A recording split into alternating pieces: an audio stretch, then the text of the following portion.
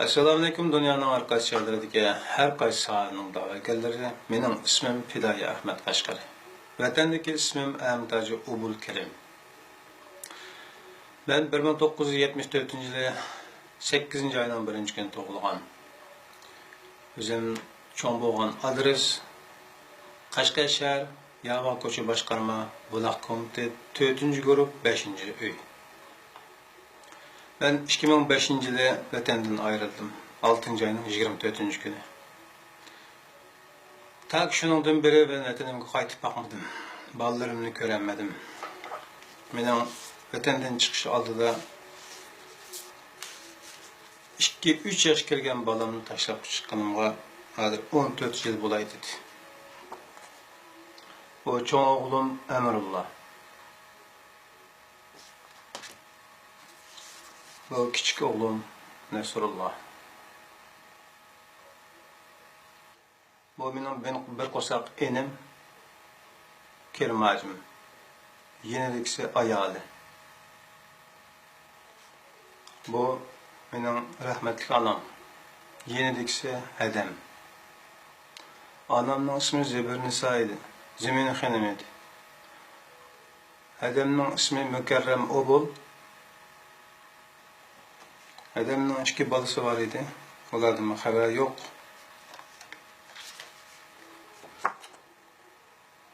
Bu 2009 yılı 9. ayının 4. günü resim düşüp eve tutken dadam, hayalim Rukiye Mehmet, oğlum, çoğun oğlum Emrullah, küçük oğlum Nesrullah.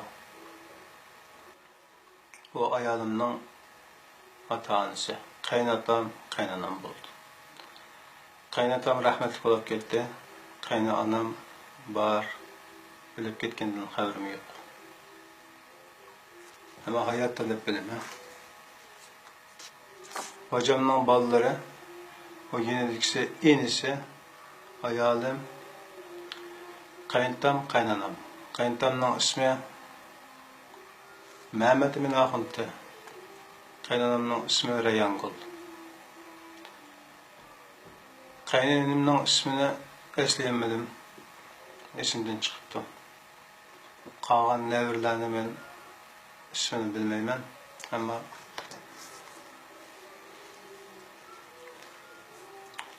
benim kaynatamın ki yani 8 bala 6 kız 2 oğalıydı. 2 oğaldan biri bu, çoğun oğaldan verdiğini bilmeymen. Resimdeki dadam. Dadam ben meşeye gelip birkaç yıllıkken tüyüp gitken. Ben yüzünü göremedim.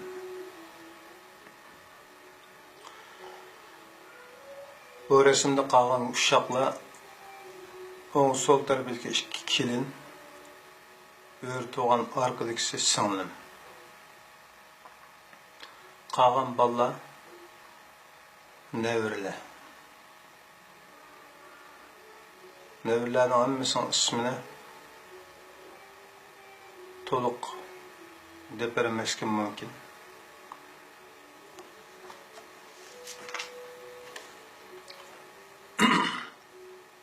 Bu bizden ailenin küçük köyü olaydı.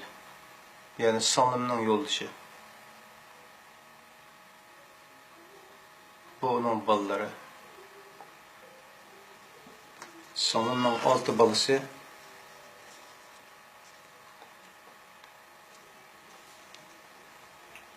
Bu dadam bilen birleşik resimken.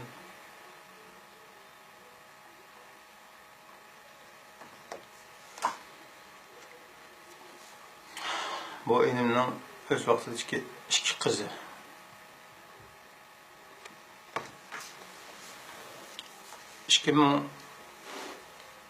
Beşinci yılı 6. ayının 24. günü vatandan çıkıp ketkendim beri hazır kadar vatan qaytib bakmadım. Ben balalarımın yüzünü göremedim. Keyingi kunlarda kamera arkalı görüşken bulduk. Ama bu mu uzunga bağmadı. Tak 2013'ten başlap Xitay bilen aramızda diyalog oldu. Bu jarayonda ularning ishlatmagan hili neyronlari qolmadi. Mening maydonim o'zgarmagandan keyin axiri oila bola chaqamga bo'la shamgal soldi. Men bularni qutqizish uchun qo'limdan kelgan hammani qildim. Bir ota bo'lish sifatim bilan, bir er bo'lish sifatim bilan qo'limdan kelgan hammani qildim. Ammo iqtidorim yetmedi.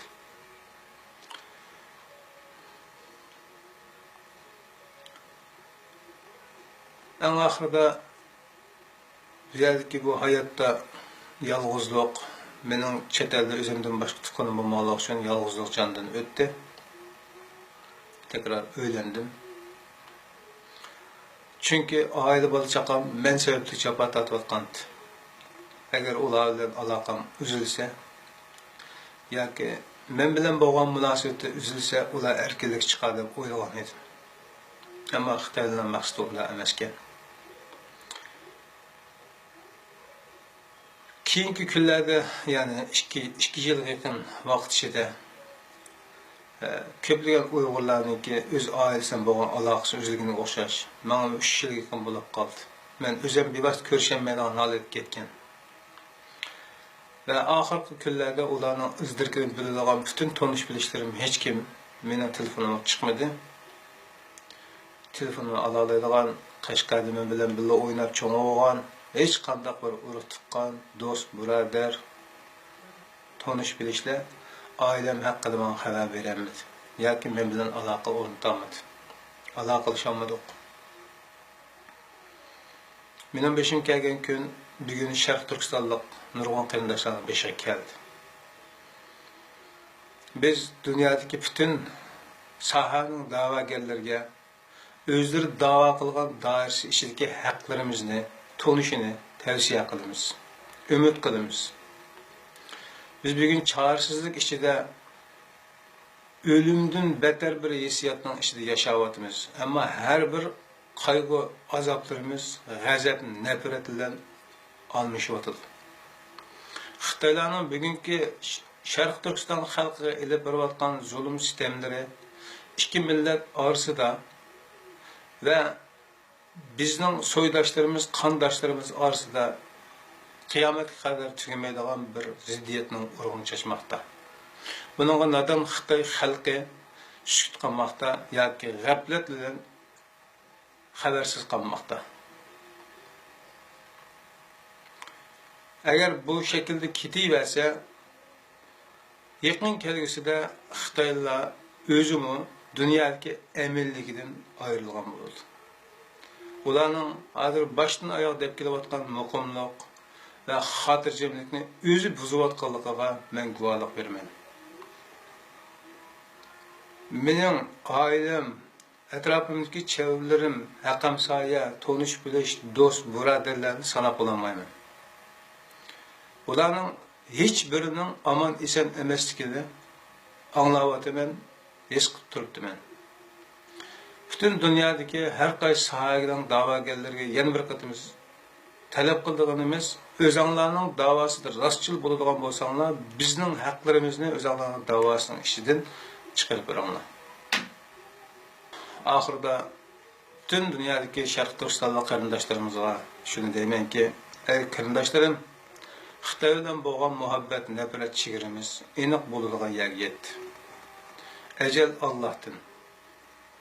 Ecel Allah'tan, batırlık insanın ömrünü kıskartanmaydı. Korkunçalıkını uzartanmaydı. Ama şeref tuygumuzdan yaşamak, onu evlatlarımızga tarih kılıp kaldırmak bizden kolumuzdan kildi. Ve şunun bilan birge bugünkü bu yakınga aylangan, yıllardan beri sükut kılışkı mecbur boğan bu qarindoshlarimiz haqidagi bayonlarimizni dunyoga anglatish fursatini hazırlagan qarindoshlarning hozirgi ovoziga ovoz qo'shib, bütün dünya miqyosida o'zimizning beshi kelganlarini anlatlı qarindoshlar. Dunyodagi mushuklarning haqqini sig'inayotgan, ularning haqqini qo'g'dash uchun bedel to'layotgan, nurg'un zehnini sarf qilayotgan insonlarning quloqlariga biz Sharq Turkistonliklarning beshi kelgan detlarni anglatlayki, ularning o'zlarining da'vosidagi haqlarimiz orqali ularning da'vosi bilan bizning da'volarimizni tutashtirdi. Xitoyni o'sal qilish bugunimizning eng qiladigan ishlarimizdan birisi va unumliki. Assalomu alaykum va rahmatullohi va barakatuh.